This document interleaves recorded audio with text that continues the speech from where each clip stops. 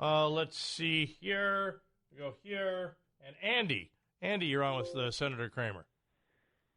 Hi, thanks for taking my call. Hi, Mr. Cramer. I'm from New Jersey, Hi, so I'm Andy. not that familiar with you. Hi. Okay. So what I'm curious, I know you support Trump. Are you a true believer like Matt Gaetz or Clay Higgins or one of those psycho or sociopaths? Or are you more along the lines of Lindsey Graham, Tim Scott, Marco Rubio, Kevin McCarthy, Elise Stefanik, that hate Trump, but you love your job too much that you're afraid to say anything? Well, first of all, I don't know that any of those people hate Trump. I mean, I know all of those people quite well. And I certainly don't hate Donald Trump either. And I do like my job, but I am quite independent, as these guys will tell you that host this show. They know me very well, and I oftentimes disappoint the true Trump fans when I take a position against Donald Trump. But I do love the man. And in fact, you guys, I just called him Wednesday driving back from Arizona. I gave him a call just to see how things were going and if he needed anything from me. And the first thing he said to me was, what do you need from me? And I said, I don't need a thing. I know I love Donald Trump, but I do also go up against him when it's, I think, in the better interest of the people I work for. And he still takes my calls. So years from now, when Trump and MAGA are long dead and looked upon like Al-Qaeda or ISIS or something like that, will you then pretend like, oh no, I never supported that. No, I didn't do any of that. Well, no, I think America First is a solid position to take. I think what Donald Trump has taught us more than anything is that there's a very important role for populism within conservatism that looks out for the country that we're supposed to look out for first and foremost. I think he's done a tremendous job of reminding us that you really can have peace when you project strength rather than projecting weakness.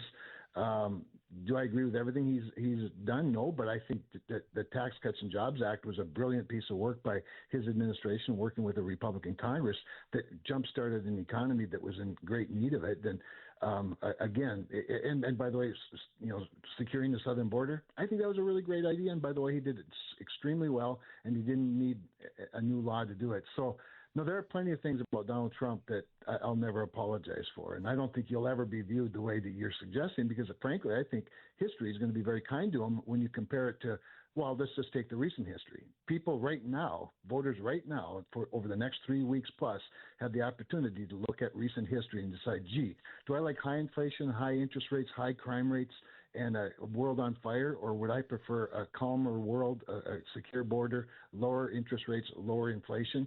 We can make that comparison, 4 years versus 4 years. That's the kind of history I think that people are looking at, which is why, by the way, guys, I think there's a reason that the momentum is swinging his way.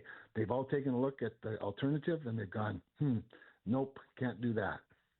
It's always striking to me when we have the people who hate Trump so much, but they don't ever volunteer anything positive that we're going to experience under a Harris administration. Yeah. I wonder why that is. Well, it's an interesting dilemma, isn't it? I mean, Donald Trump, there's no question he's become a polarizing figure, and he owns some of that, for sure, he does. But at the same time, the hysteria that surrounds him. Now, when this guy talks about Republicans who hate Donald Trump but like their jobs too much to criticize him, all the people he named, I think, love Donald Trump. Oh, yeah. I know them very well. There's not a one of them. Kevin McCarthy, my gosh, he's one of Donald Trump's closest advisors and best friends, and by the way, is not afraid to stand up to him. Neither is Elise Stefanik. So I think he's categorizing those people wrongly. At the same time, though, what's hysterical to me is the hatred for Donald Trump and how it drives people's into insanity almost. The Trump derangement syndrome is real. We have seen it, right? Yes, it is. Very, very real, and it blinds them Kev, to common sense. We talk about, you and I talk about this when we're in the breaks too, off the air. Is that, and I wish Trump would do more of. I know he's got the team out there, the surrogates out there campaigning, but I mean, I think even more so when you look at the two teams that are going to run this show and the current team versus the titans of business, the people that actually get things done. I mean, I don't even think it's a fair fight, but we can talk more about that after the break. If you want questions, calls.